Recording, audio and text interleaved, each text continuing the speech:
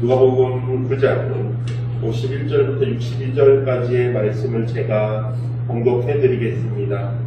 예수께서 승천하실 기약이 차감해 예루살렘을 향하여 올라가기로 굳게 결심하시고 사자들을 앞서 보내시매 그들이 가서 예수를 위하여 준비하려고 사마리아인의 한 마을에 들어갔더니 예수께서 예루살렘을 향하여 가시기 때문에 그들이 받아들이지 아니하는지라. 제자 야고보와 요한이 이를 보고 이르되 주여 우리가 불을 명하여 하늘로부터 내려 저들을 멸하라 하기를 원하시나이까. 예수께서 돌아보시고 꾸짖으시고 함께 다른 마을로 가시니라. 길 가실 때에 어떤 사람이 여짜오되 어디로 가시든지 나는 따르리이다. 예수께서 이르시되 여우도 굴이 있고 공중에 새도 집이 있으되 인자는 머리 둘 곳이 없도다 하시고 또 다른 사람에게 나를 따르라 하시니 그가 이르되 나로 먼저 가서 내 아버지를 장사하게 허락하옵소서. 이르시되 죽은 자들로 자기 죽은 자들을 장사하게 하고 너는 가서 하나님의 나라를 전파하라 하시고 또 다른 사람이 이르되 주여 내가 주를 따르겠나이다마는 나로 먼저 내 가족을 작별하게 허락하소서. 예수께서 이르시되 손에 쟁기를 잡고 뒤를 돌아보는 자는 하나님의 나라에 합당하지 아니하니라 하시니라. 이 모든 말씀은 하나님의 말씀입니다. 하나님 감사합니다. 아멘. 자리에 앉으십시오.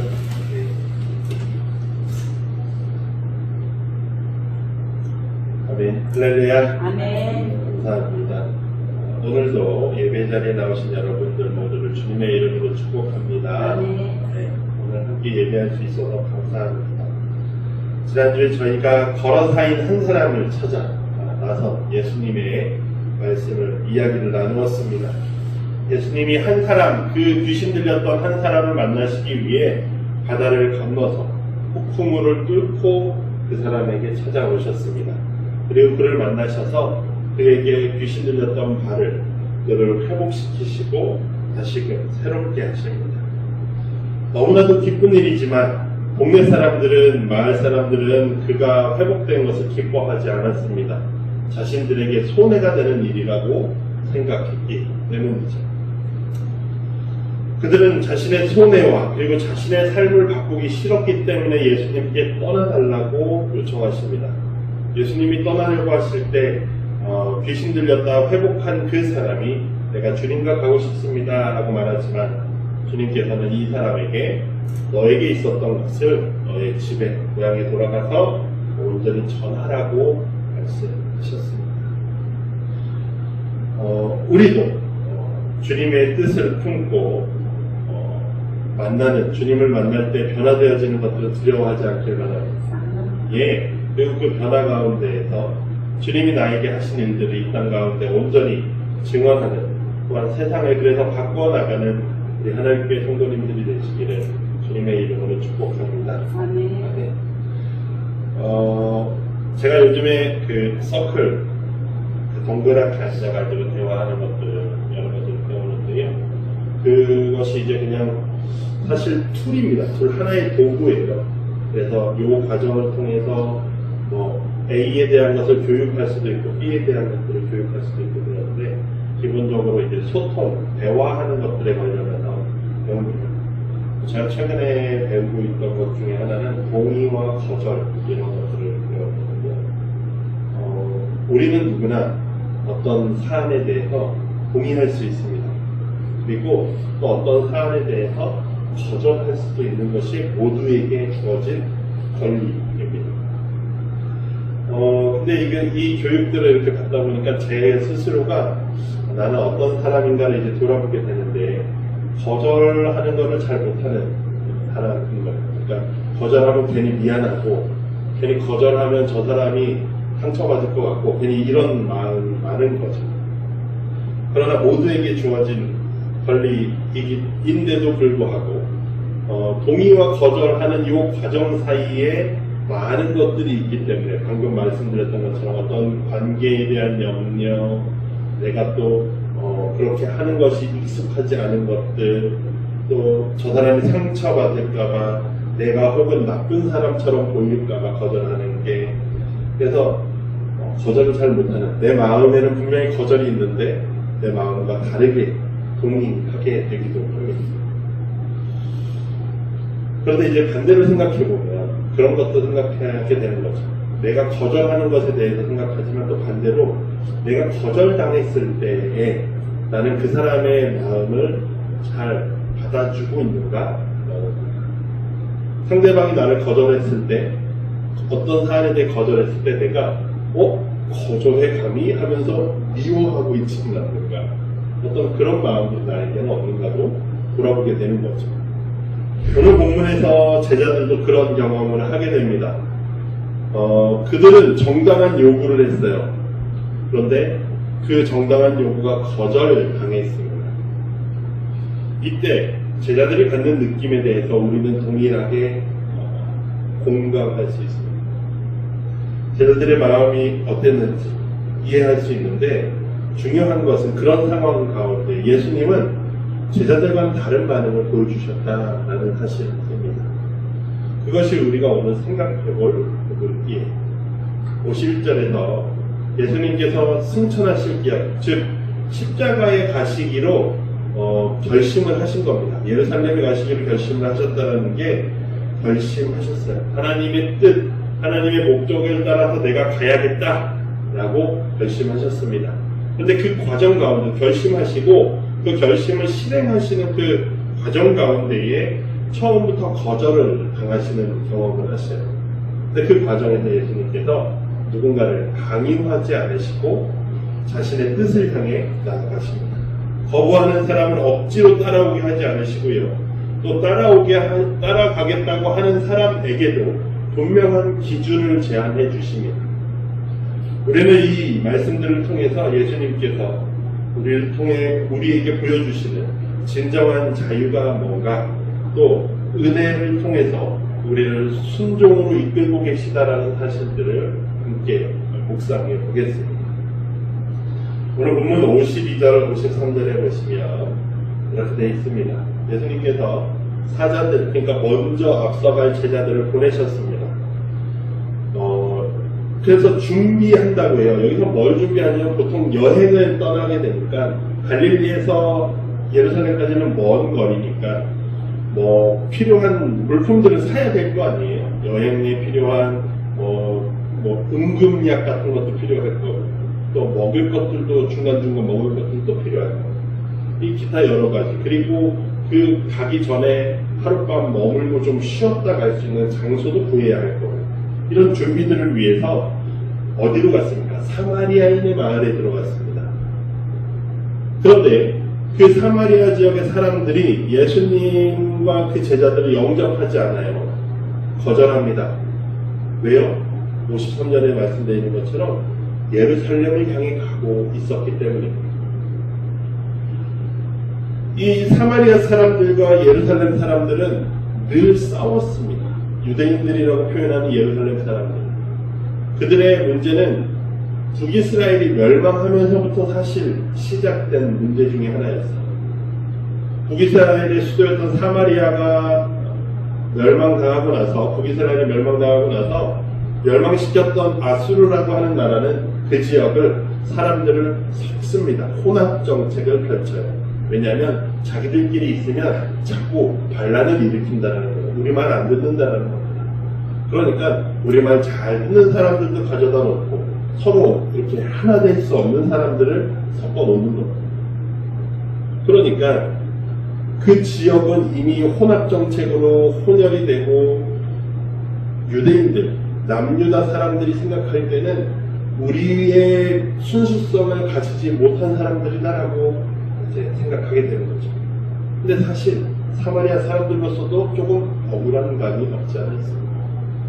근데 문제는 남유다가 망하고 나서, 더 큰 갈등은 남유다가 망하고 나서 포로로 끌려갔다가 돌아왔을 때 생겼습니다. 그들이, 남유다 사람들이 이 예루살렘으로 돌아올 이유가 뭐가 있었습니까? 성전을 다시 짓겠다라는 마음을 가지고, 하나님을 다시금 섬기겠다라는 마음을 가지고 다시 예루살렘으로 돌아온 사람들이거든요. 잡혀갔던, 포로로 잡혀갔던 바벨론 땅에 계속 사는 사람들도 있었지만 뜨거운 마음을 가지고 예루살렘에 이 사람들이 돌아왔어요. 그런데 이 사람들이 열심히 성전을 지으려고 할 때 사마리아에서 사람들이 찾아왔습니다. 우리도 성전 짓는 거에 동참하게 해줘.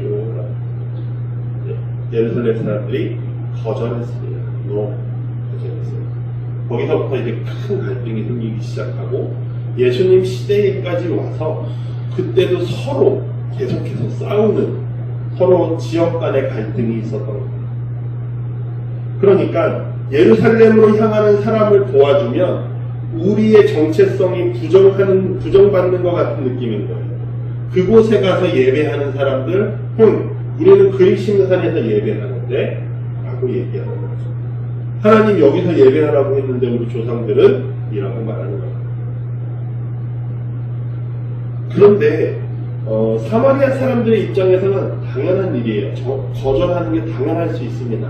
그런데 그 지역, 당시 고대 근동 지역의 사람들, 땅이 건건해서 광야를 이야기하고 사막을 이야기하고 자연환경이 너무나도 척박하기 때문에 누군가가 도움을 요청했을 때 자연스럽게 도와주는 게 그들 사이의 당연한 문화였습니다. 그래야 내가 어려움을 당할 때 누군가에게 도움을 청하고 그 누군가도 당연히 도와줄 거라 하는 믿음을 가지고 서로 그러한 공동체적 믿음을 가지고 서로 살아가는 거예요. 그런데 지금 이 사마리아 사람들은 그걸 거절하는 겁니다. 정당하지 않은 행동입니다. 그러니까 서로의 입장에서 보면 제자들의 입장, 그들의 입장에서 보면 서로가 정당합니다. 그래서 제자들은 그 정당함 앞에서 분노를 일으킵니다. 어떤 반응이죠? 54절에서 예수님 우리가 하늘에서 불이 내려오도록 기도를 해가지고 저놈들 다 불태워버릴까요? 라고 말합니다. 이게 어떤 이야기를 바탕으로 하는 거냐면 엘리사 선지자가 처음에 선지자가 되고 나서 북이스라엘 왕이 엘리사 선지자를 잡아오라고 합니다. 그랬더니 하나님께서 엘리사 선지자를 지키신다고 찾아온 군인들을 엘리사가 불을 내려달라고 기도하니까 실제 그들이 불을 타버려요. 굉장히 충격적인 이야기이긴 한데, 그러니까 그런 상황 가운데에 있던 예화가 있는 거예요. 그런 이야기, 전설 같은 이야기. 근데 그 이야기처럼 예수님 저런 나쁜 일 하는 놈들 혼내줄까요? 라고 이야기하는 겁니다. 그들의 마음 안에 있는 것이 어떤 마음일까요? 우리의 마음도 거절당할 때 그런 마음이 생깁니다. 제자들과 같은 마음이 생겨요. 그런데 우리는 그 생기는 마음을 거기서 멈춰야 할 필요가 있습니다. 우리도 제자들과 같이 그런 생각을 할 때가 있습니다. 다른 신학적인 견해를 가지거나 다른 교단 사람들을 의무라고 하면서 무시하고 다르다라고 왜 저러는 거야? 라고 생각할 때 있습니다. 또 지금 한국교회에서 문제가 되는 게 정치적인 성향 때문에도 문제가 됩니다. 서로 상대방의 입장에 서 있는 사람들을 굉장히 신랄하게 비판하고 그들이 때문에 저들 때문에 나간다라고 말합니다. 또 여러 가지 교회 내에서 내 의견이 받아들여지지 않거나 또 나의 사역이 부정당하는 기분을 이런 거절을 받을 때 우리는 인정받지 못하는 그 분노들을 어떻게 생각하고 있습니까? 또 예수 믿지 않는 내 형제자매들을 만나요. 예수 믿지 않는 나의 친한 이들을 만나요. 혹은 그들에게 교회에 대한 조금이라도 안 좋은 말을 들을 때 우리의 마음은 어떻습니까? 제자들이 보여준 마음, 우리의 마음은 어떤 종교적인 우월감에서 시작되는 마음일 수도 있습니다. 아유, 저거 틀렸지, 내가 맞지, 라고 하는 겁니다. 또 나의 상처받은 자존심에 따라 방어기제로 날 공격했어? 라고 생각하면서 나도 누군가를 공격하려고 하기도 합니다. 또 내 마음에 생기는 날 거절했으니 복수해 줄 거야 라고 하면서 명분을 뭐에서 찾습니까? 정의에서 찾습니다. 정의롭지 못해, 저것들은 혼나야 돼 라고 또 그 상황들, 이러한 상황들을 어떤 통제하려고 하는 나의 욕구들, 내 마음대로 되지 않아? 너가 감히 나를 벗어나려 해? 라고 하면서 생기는 마음들 말입니다. 우리 안에 있는 이런 인간적인 마음들, 이것 자체가 완전히 나쁘다고는 할 수 없습니다. 왜냐하면 옳고 그름에 대한 기준선을 긋는 거기도 하고요. 또 동시에 하나님을 향한 그 신앙의 열정을 보여주기도 하기 때문에. 그런데 예수님의 반응은 이런 반응을 보이시지 않으셨다는 것. 그것이 중요합니다. 예수님이 어떤 관점을 가지고 말씀하십니까? 예수님께서 돌아보시면서 제자들을 꾸짖으십니다. 그리고 그냥 그저 다른 마을로 가시라.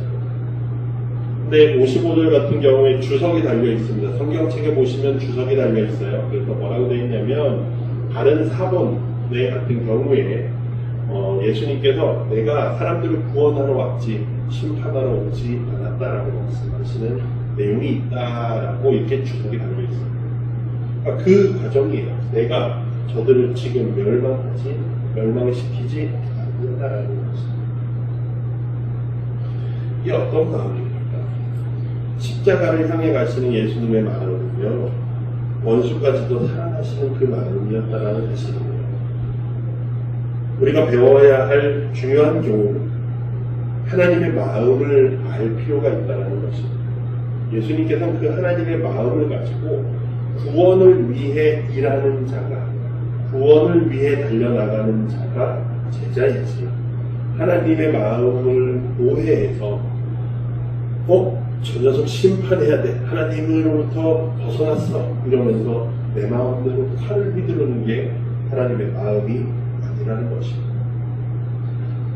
우리는 내 감정이나 내 판단을 가지고서 반응합니다. 정의를 추구하는 마음도 옳습니다. 하나님의 마음엔 정의도 있어요. 그런데 그것이 진짜 하나님의 뜻인지 아니면 나의 복수심에서 시작되는 것인지 분별할 필요가 있습니다. 하나님께서 제자들에게 원하시는 것은 생명을 구하고 살리는 사명이었습니다. 그 사명을 예수 그리스도를 통해 우리에게 주셨다는 것을 기억해야 해요. 지금은 심판의 때가 아니라 구원의 때이고 정인죄의 때가 아니라 은혜의 때라는 사실입니다. 예수님은 그 사명을 감당하시기 위해서 예루살렘으로 가시는 길이었다는 거예요. 근데 제자들은 정의를 말하고 있었어요. 갈라디아서에서는 이 부분을 예수님의 그들을 생명을 구하고자 하신 그 부분을 그 마음을 조금 더 정확하게 보여주는데요. 갈라디아서 5장 1절에 보시면 그리스도께서 우리를 자유롭게 하시려고 자유를 주셨다. 그러므로 굳건하게 서서 다시는 또 종의 멍에를 매지 말라라고 했습니다. 예수님께서 우리를 자유롭게 하셨는데 우리는 자꾸만 종의 멍에를 맨다라는 사실입니다. 예수 그리스도께서 저들에게 자유를 주기 위해서 십자가에 죽으시는데 우리는 자꾸만 저들에게 십자가의 사랑으로 멍에를 풀어주는 게 아니라 더 멍에를 메고 있는 사람들이 되고 있지는 않은가라는 거예요. 예수님께서 사마리아 사람들에게 나를 거절해? 너희 지금 나를 따라야 돼? 라고 말씀하실 수도 있었을 겁니다.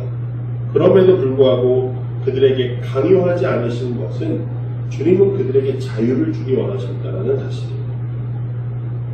율법의 강제성에서 종교의 의무감에서 또한 그것들을 어겼을 때 찾아오는 두려움 가운데에서 주님은 자유롭게 하셨다는 것입니다. 진정한 선택은 자유로운 마음에서 나온다라는 사실입니다. 그것이 매우 어려운 일이지만 주님께서 그 어려운 일을 위해 우리를 위해 죽으셨다라는 사실입니다. 이 사실을 가지고서 다음 장면으로 넘어갑니다. 예수님께서 자신을 따르겠다고 하시는 3명의 제자들을 길에서 만나십니다. 예수님께서 이 말씀을 통해서 제자로 살아가는 게 얼마나 긴급한 일이고 중요한 일인가를 말씀하시는데요. 누가복음에서는 이 부분을 매우 급박하게 당장 당면한 문제로서 받아들입니다. 왜 그러냐면 바울과 시선이 조금 다른데요. 바울은 바울도 긴급하게 우리가 예수를 긴급하게 믿어야 되고 모든 걸 다 갖춰 믿어야 되고 라고 했지만 바울도 시간이 조금 지나면서 주님이 오실 때까지 우리가 이 땅 가운데서 어떻게 살아야 하는지, 그러니까 긴박한 상황에서 지연된 상황으로의 넘어감이 있거든요. 근데 오늘 본문은 이 긴박한 상황을 이야기하는 게 좀 더 가까운 부분입니다. 첫 번째, 예수님께서 어디로 가시든지 나는 주님을 따르겠습니다 라고 말해요. 그랬더니 예수님이 뭐라고 말씀하십니까? 나는 머리 둘 것 하나 없어 라고 말씀하십니다. 무슨 의미냐면 주님과 함께 함으로써 내가 무언가를 얻을 수 있겠거니 하는 그의 마음을 보시는 거죠. 그런데 주님은 나를 따라와봤자 나에게서 얻을 거나 아무것도 없다. 예, 어떤 거요? 주님이 주실 거는 그가 원했던 것과 다르다. 어디 머리 하나 놓고 야 좋다 하고 누워있을 만한 좋은 집을 너가 얻을 수 있는 것이 아니라 머리 하나 둘 것 없이 아유 고생하고 가난하게 살아가는 나의 모습이 돌아가는 거죠. 사실 예수님의 삶 자체가 그렇습니다. 그냥 지금 공생의 과정에서만 그러신 게 아니라 처음 태어나실 때부터 이미 머리 둘 곳이 없으셨어요. 여간방 하나가 없어서 짐승들이 묻는 자리에 함께 계셨고 그곳에서 태어나셨고, 또한 편안하게 죽으신 것도 아니고 십자가에 달려서 죽으시기까지 하시고,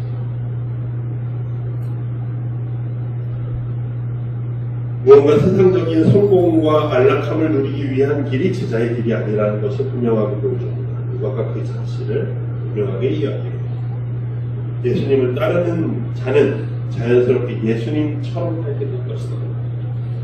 두 번째, 예수님께서 어떤 이에게 나를 따라라 라고 말씀하십니다. 그러자 그가 예수님 내가 먼저 아버지를 장례하고 돌아와서 예수님을 따를게요 라고 말합니다. 그때 예수님이 뭐라고 말씀하십니까? 죽은 자들로 하여금 죽은 자를 장사하게 하고 그 다음이 중요한 겁니다. 너는 지금 나를 따르라 라고 말씀하십니다.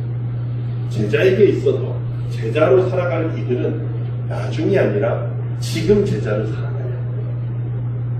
우리 흔히 그런 얘기 하잖아요. 교회 가자 그러면 아유 놀 때까지 실컷 놀다가 나중에 갈게 나중에. 근데 그게 아니라 지금 우리가 주님 앞에 서야 하고 지금 주님을 믿으며 따라가야 한다는 사실입니다. 예수님의 이 말씀이 효도를 하지 마라 라는 말씀이 아닌데 종종 오해하는 분들이 있습니다. 그러나 예수님이 강조하시는 건 우선순위라는 거예요. 우선순위. 무엇이 우선이냐? 너의 삶에 있어서 무엇이 우선이냐? 하나님이 우선인 게 더 긴급한 일이다. 하나님의 제자로 살아가는 것은 긴급한 일입니다. 세 번째, 이 사람이 주님, 내가 주님을 따르겠지만 나도 가족들한테 좀 인사만 좀 하고 오게 해주세요 라고 말합니다. 우리 생각할 때 가족들한테 인사하고 오는 거 별로 그렇게 오래 걸릴 것 같지 않잖아요. 그런데 예수님께서는 뭐라고 말씀하시냐면 쟁기짓 소가 앞에 가고 쟁기로 이렇게 끌고 갈 때 앞을 보고 나가야지 자꾸 뒤를 돌아보면 쟁기가 바르게 갑니까? 보글보글하게 갑니까? 보글보글하게 갑니다. 하나님의 일을 함에 있어서 너희가 앞을 보고 나아가야지 뒤를 돌아볼 때가 아니다 라고 말씀하시거든요. 사실 아까 저희 구약 성경 본문에 엘리사와 엘리야가 나왔잖아요. 엘리야가 스승입니다. 엘리야가 엘리사를 이제 하나님 나 못하겠어요 하고 들어누웠거든요. 엘리야가. 그랬더니 하나님이 너 대신 다른 애 세워줄게 하고서 세운 사람이 엘리사입니다. 엘리사가 이제 후임자예요. 엘리야가 엘리사를 처음에 만나러 갔을 때 엘리사는 이 소를 끌고 밭을 갈고 있었어요. 그런 이미지가 지금 겹쳐지는 거예요. 소를 끌고 밭을 갈고 있는데요. 엘리야가 왔을 때 그 소를 잡아서 엘리야를 대접하고 제단을 드리고, 그리고 가족들한테 엘리사가 인사를 합니다. 작별 인사를 하고 엘리야의 제자로 엘리야를 따라가요. 오늘 본문에서 읽었던 말씀은 엘리야가 하나님께 승천하시기 전에 엘리사가 얼마나 충실하게 엘리야를 쫓아갔는지가 나오는 거죠. 내가 내가 맹세하건대 하나님은 맹세하건대 내가 끝까지 당신을 따라가겠습니다 라고 하는 거예요. 그런 장면이 떠오르게 하는 그 말씀입니다. 그 마지막 세 번째 이야기. 그래서 내가 가족들한테만 인사하고 올게요. 엘리사도 그랬잖아요. 그랬더니 예수님께서 엘리사가 한 것보다 더 긴급, 더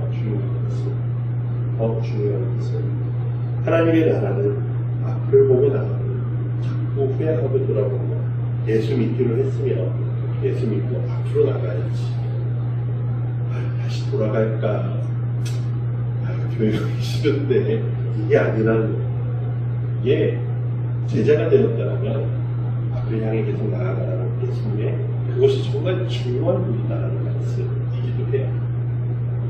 이 헌신, 예수 그리스도를 따르는 이 헌신이 얼마나 중요한 것인가를 오늘 우리가 읽었던 갈라디아서 말씀에 이렇게 말씀하시고 13절에 형제들아 너희가 자유를 위하여 부르심을 입었으나 그러나 그 자유로 육체의 기회를 삼지 말고 오직 사랑으로 서로 정보를 받아라. 아까 1절에서 예수 그리스도께서 자유를 위하여 우리에게 자유를 주기 위하여 그 십자가에 죽으셨다고 표현했는데요. 그래서 우리가 자유를 얻었다라는 거예요. 그러면 너희가 그 얻은 자유, 그 자유를 위해서 부르심을 받았다. 너희를 부르셔서 자유를 주셨다.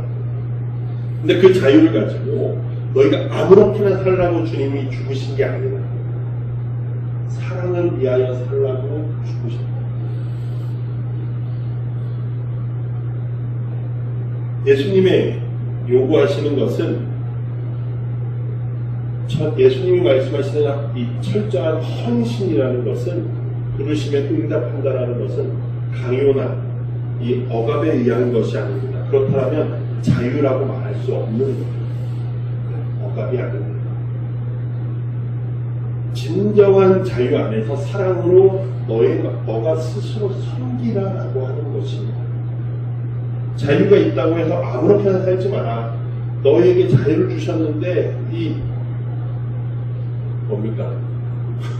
굴레를 풀어주셨는데 너희가 자꾸만 너희의 몸을 위해 또 살면 또 굴레를 이렇게 뒤집어 쓰는 것이에요. 그리스도께서 우리에게 주신 자유는 진정한 것입니다. 진정한 자유는 주님께서 주신 자유입니다. 율법의 멍에에서 벗어난 자유이지만 동시에 성령의 인도하심을 따르는 자유로운 순종이라고 말할 수 있습니다. 자유를 얻었다고 내가 살고 싶은 대로 하려는 게 아니라 하나님께서 인도하시는 그 과정 가운데서 나로 하여금 나의 결정을 통해서 나의 선택을 통해서 순종하게 하실 거라는 사실.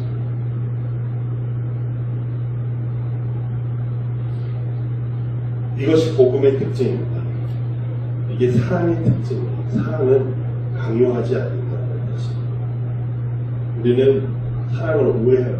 너가 사랑하니까 이렇게 해야지 라고 말합니다. 너가 사랑하니까 나에게 이 정도 해야 되는 거 아니야? 라고 말합니다. 너가 사랑하는데 이걸 왜 안 해? 라고 말합니다. 근데 그건 사랑이 아니야.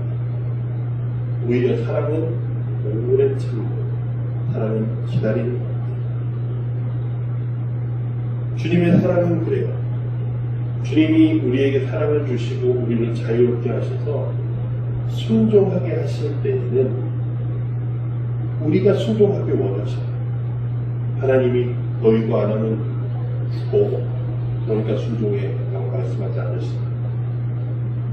하나님은 우리가 순종하도록 안내해 주시고 인도하시고 중요한 건 기다려 주신다. 인내하신다. 얼마나 답답하실까. 하나님의 입장에서 생각해보면 얼마나 답답할까 싶어요. 그런데도 하나님이 끝까지 우리를 설득하시고 기다리십니다. 근데 중요한 건 그겁니다. 오늘 본문과 연결해서 또 우리가 한 가지 더 생각해야 되는 것은 하나님이 강요하진 않으시지만 또한 이 순종의 선을 넘어온 사람들에게는 분명하게 충성을 요구하고 계시더라고요. 자유를 주시지만 동시에 순종, 자유 가운데 순종한 자는 철저하게 순종 가운데 철저하게 충성하기를 원하십니다. 고린도전서 4장에 이런 말씀이 있습니다. 맡겨진 자에게 구할 것은 충성을 하라. 맡은 자에게 구할 것은 충성을 하라. 주님은 강요하지 않으십니다. 그러나 동시에 부르신 자, 그리고 그 부르심에 응답한 자에게 분명히 가야 할 것을 보여주고 계시다는 것입니다. 그 제시하시는 하나님의 일이 얼마나 긴급하고 중요한가를 오늘 본문에서 말씀하고 계십니다. 제가 오늘 설교에서 강조하고자 하는 주제는 이 앞에 보면 하나님께서 억지로 하지 않으신다는 거예요. 마리아와 마르다 이야기를 한번 생각해 보시죠. 마리아와 마르다가 예수님을 모셨을 때, 집에 모셨을 때 예수님이 말씀하려고 하는데 마리아가 예수님 앞에 앉아 있었습니다. 마르다가 막 주방 예수님과 제자들, 다른 제자들을 섬길 준비를 막 쳐다보니까 마리아가 없네. 그럼 저기 앉아있어 혼자 이러고 예수님한테 주님 제 와서 일 좀 하라고 하네요. 예수님이 제가 좋은 걸 선택했으니 좋은 것을 얻기 때문에 덜하라는 것입니다. 예, 그런 의미예요. 은혜가 이끄는 순종이라는 거예요. 자유로운 선택을 존중하신다는 뜻입니다. 제가 그 동의와 거절을 배우면서 이 동의와 거절이라는 게 그리고 이 서클 과정 가운데서 상대방을 존중하는 것을 아이들에게 좀 가르치고 저도 이렇게 배워가는 과정인데 이 존중이라는 것이 사람과 사람 간의 관계뿐만이 아니라 하나님께서 우리를 존중하고 계신다는 것을 저는 느낍니다. 하나님께서 우리를 그냥 막 끌고 가지 않으신다. 종처럼 부리지 않으신다라는 것입니다. 우리는 하나님의 종이 아니라는 것입니다. 우리는 하나님의 자녀라. 우리는 또 오해해서 자녀를 내 맘대로 할 수 있다라고 생각하지만 그렇지 않죠. 자녀도 분명히 하나님께서 사랑하시는 온전한 인격체이기 때문에 하나님도 그렇게 사람을 대하지 않으십니다. 우리는 상대방에 대해서 누군가에 대해서 어떻게 대하고 있었나 그런 것을 생각해보게 됩니다.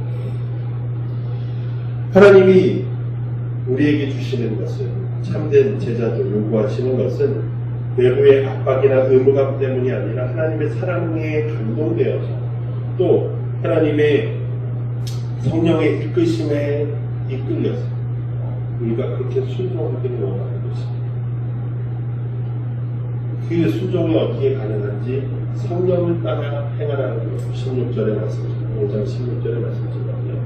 성령을 따라 행하면 너희가 육체의 욕심대로 살아가는 것이 아니라 하나님의 뜻대로 살아가게 될 것이다. 제자로서의 사명은 우리가 만들어내는 게 아니라 내가 해야지 해서 되는 게 아니라는 거예요. 성령께서 우리 안에서 자연스럽게 맺으시는 성령의 열매와 같이 우리 안에 맺어지는 열매라는 것입니다. 성령의 인도하심을 따르면 자연스럽게 하나님을 우선적으로 구하게 되어질 것입니다. 진정한 자유는 죄를 향한 자유가 아니라 그리스도를 향한 자유입니다. 성령의 인도하심을 따라 하나님의 나라를 우선적으로 구하는 것입니다. 오늘 우리가 우리에게 주어진 이 말씀을 통해 무엇을 생각해 봐야 할까요? 첫 번째는 내 마음에 제자들과 같은 마음이 있지는 않은가 한번 돌아보시기 바랍니다. 거절 당할 때 내가 누군가를 복수하려는 마음, 그 욕심, 내 상처받은 자존심을 회복하려는 복수심에 차 있지는 않은가. 그러나 예수님께서는 하나님의 마음을 품고 살아갔다는 사실을 기억하십시오. 두 번째, 우리는 부름 받았습니다. 그리고 우리도 동의해서 주님 그렇게 살겠습니다 했어요. 그것은 강을 건너왔다. 강을 건너왔습니다. 그렇다면 그들에게 요구되는 건 뭐예요? 충성이라는 사실이에요. 긴급합니다. 하나님의 나라를 이루어야 하는 것은 지금 시급한 일이에요. 지금 해야 되는 일입니다. 나중에 할 일이 아니라 지금 할 일입니다. 정말 중요한 일이에요. 우리의 우선은 하나님의 나라라는 우리에게 있어서 첫 번째 일입니다.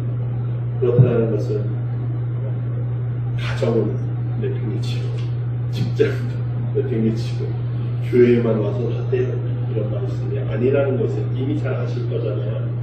우리는 옛날에 그렇게 배웠었죠.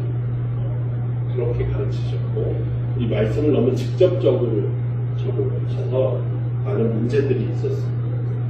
근데요, 다시 조금 시간을 두고 우리가 생각해보니 하나님의 나라는 교회만이 아니라는 것이죠. 교회만이 아니라 온 세계가 하나님의 나라가 되어야 한다는 것입니다. 내가 살아가는 모든 것이 하나님의 나라가 되어야 한다는 것입니다.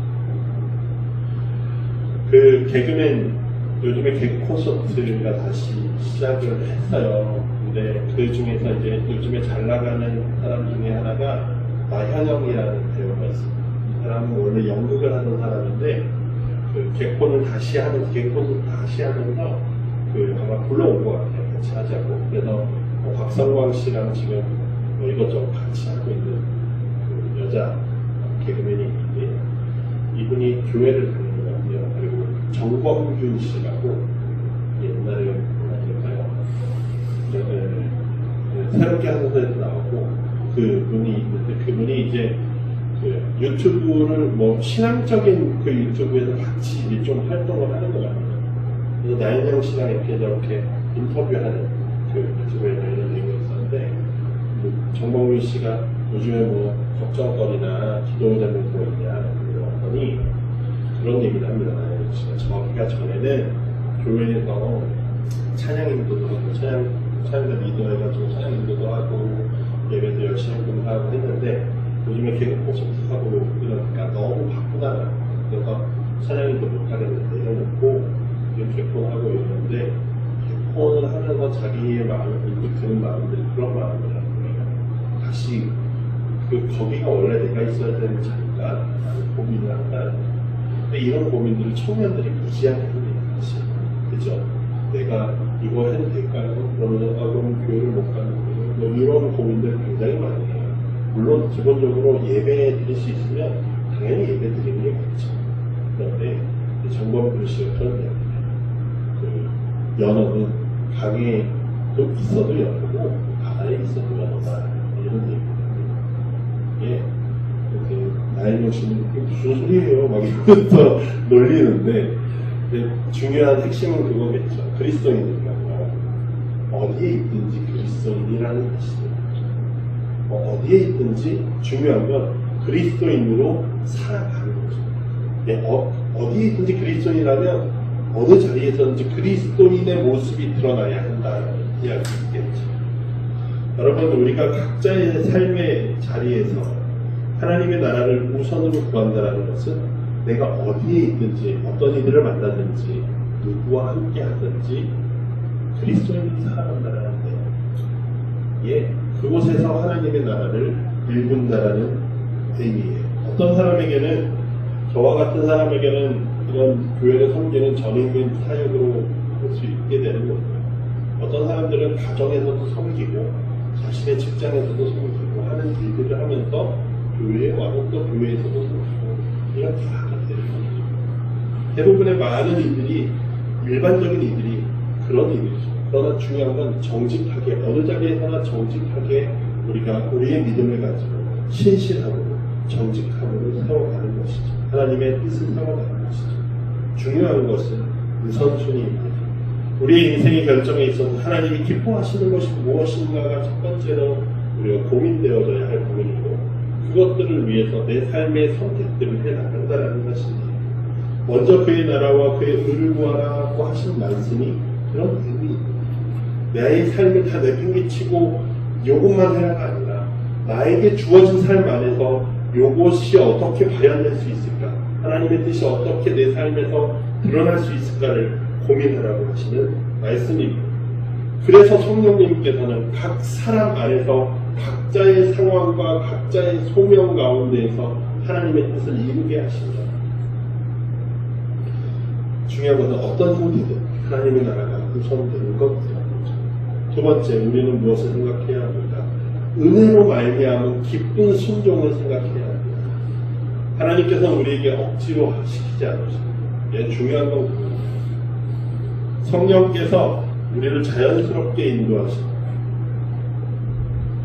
갈라디아서에서 나오는 성령의 열매 자체가 자연스럽게 우리의 삶에서 드러나게 하시는 것이 성령의 일입니다. 우리가 순종할 때 있어. 아유, 하기 싫은데 하면서 그래, 애들 그렇잖아요. 얼른 가자! 하면서 손잡고 이렇게 오는 것처럼. 근데 이제 하나님께서 우리한테 그렇게 말하지 않으시다. 하나님은 우리를 존중하십니다.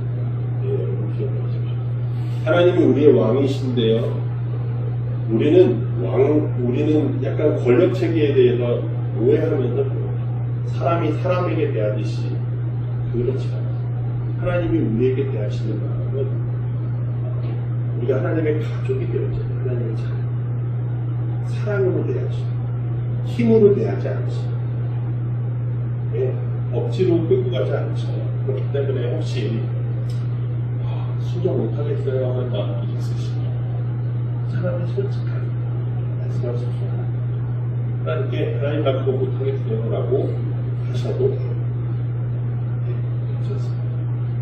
혹시 이거 지금 말씀하시지 귀 안 나오고 나오셔야죠. 나오셔야 하는데 하나님이 우리를 그렇게 대하지 않으시고 억지로 시키지 않으시고 하나님은 우리를 존중하시고요. 우리에게 순종하라고 맡기시는 것이 우리를 괴롭게 하려고 맡기시는 게 아니라는 걸 기억합니다. 하나님은 우리 괴롭히시는구나. 못하겠으면 그냥 못하겠다는 말씀하십시오. 하나님께서 여러분들을 존중하실 것입니다. 다만 우리가 순종할 게 꼭 필요하다면 하나님은 우리를 설득하십니다. 예, 우리에게 성령을 통해서 말씀하실 겁니다. 우리의 마음이 망설이게 하실 때도 있을 거고요. 또 그래도 해야지라고 우리의 마음에 말씀하실 때도 있을 겁니다. 그 말씀 들으시면 돼요. 그리고 혹시나 그래도 못해요 라고 하면 걱정하지 마십시오. 하나님은 우리 아니셔도 일하실 수 있는 것입니다. 그 사실 잊지 마십시오. 어떤 분들은 나 아니면 못하는데 해가지고 억지로 하셔요. 그렇지 않습니다. 나 아니면 하나님은 나 없이 저도 하시고 그런데 나에게 맡겨주시는 것 그것이 중요해요. 그래서 하나님께서 억지로가 아니라 우리에게 기쁨의 마음을 주실 겁니다. 하나님이 주시는 그 마음으로 기쁨으로 순종할 수 있기를 바랍니다. 그래서 오늘 설교 제목이 솔직해도 괜찮다는 말씀입니다. 사랑하는 성도 여러분, 말씀을 정리합니다. 오늘 말씀을 통해서 우리는 하나님의 은혜를 생각해 보게 됩니다. 하나님은 우리를 강요하지 않으시면서 긴급하고 아주 중요한 부르심으로 초대하고 계십니다. 강요는 하지 않으시지만 이거 정말 중요해 라고 말씀드리고 계십니다. 우리 안에 있는 제자들의 마음, 거절당할 때 분노하게 되고 복수하고 싶어하고 정의의 이름으로 누군가를 심판하고 싶어하는 우리의 그 마음들 있음을 인정하셔야 합니다. 예, 저도 그런 마음이 있습니다. 그런데 그 마음 그대로 사는 것이 아니라 주님께서는 그 마음을 거절하셨다. 우리는 억지로 그렇게 끌려가 버리지 않을 수 있습니다. 예.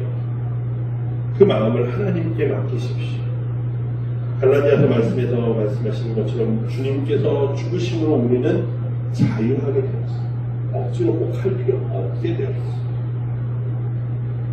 그렇기 때문에 우리의 자유를 가지고 육체의 기회를 삼지 말고 성령을 따라 행하시길 바랍니다. 마리아가 좋은 편을 택한 것처럼 성령의 은혜가 우리를 자연스럽게 하나님의 나라의 뜻을, 하나님의 뜻을 첫 번째로 구하는 삶을 살게 하실 겁니다. 인도하실 겁니다. 억지로가 아니라 기쁨으로, 부담이 아니라 자유함으로 주님을 따르게 하신 겁니다. 그래서 우리에게 진짜 자유를 누리게 하신 겁니다. 우리는 동의할 수도 있고 거절할 수도 있습니다. 하지만 하나님의 사랑에 감동되어 자원하는 마음을 순종할 수 있는 자유를 주셨다는 걸 기억하십시오. 그리고 그 맡은 자는 충성, 충성을 다해야 합니다. 순종하기로 하셨다라면 뒤를 돌아보지 않고 하나님을 신뢰하며 앞으로 나아가셔야 한다. 이번 주에 도전하시기 바랍니다. 순종하기 어려울 때는 하나님께 구하십시오. 주님 못하겠어요. 라고 정직하게 말씀하십시오. 괜찮습니다. 하나님은 우리를 존중하시고 필요하시면 우리를 설득하실 것이고요. 저희는 우리가 설득이 안 되면 하나님이 분명히 일하실 겁니다. 그것을 보십시오. 하나님이 아무나 크신 분이라는 사실을 발견하시기 바랍니다. 가정에서, 직장에서, 각자의 삶의 자리에서 하나님의 나라를 우선으로 구하되 기쁨이 되고 자유가 되기를 바랍니다. 너러가 강에 있어도 연어이고 바다에 있어도 연어인 것처럼 우리는 어디에 있든 그리스도인으로 살아가야 합니다. 예루살렘을 향해 가신 예수님의 그 사랑을 기억하시면서 그렇게 살아가십시오. 은혜가 이끄시는 대로 자유롭게 순종하는 하나님의 백성들이 되기를 주님의 이름으로 축복합니다. 네, 우리에게 주어진 말씀을 붙잡고 한 주간도 말씀으로 힘을 얻어 살아가시길 바랍니다. 나의 마음에 주어진 말씀들을 기억하면서 우리 가짐의 기도 우리 함께 드리겠습니다. 하나님 감사합니다. 오늘도 우리에게 말씀하여 주시니 감사합니다. 우리를 사랑하시고 존중하셔서 우리를 억지로 굴지 않으시고 우리를 순종의 길로 인도하시는 주님, 주님의 말씀을 따라 기쁨으로 순종할 수 있는 우리가 되게 하여 주시옵소서. 주님께 순종함으로 나왔을 때 우리가 포기하지 않고 끝까지 앞을 바라보며 주님을 신뢰하며 하나님의 나라를 위하여 달려가는 우리들 되게 하여 주시고 우리를 통하여 우리에게 주어진 자리들 가운데에 하나님의 나라가 세워질 수 있도록 하나님 역사하여 주시옵소서. 주님께서 우리를 사랑하시는 것처럼 주님께서 우리를 존중하시는 것처럼 우리도 이웃을 그렇게 사랑하게 하여 주시고 그렇게 존중할 수 있게 하여 주시옵소서. 그래서 하나님의 사랑이 무엇인지를 우리가 분명히 보여주게 하시고 이 땅에 하나님의 뜻이 이루어지게 하여 주시옵소서. 감사드리며 예수님의 이름으로 기도드립니다. 아멘.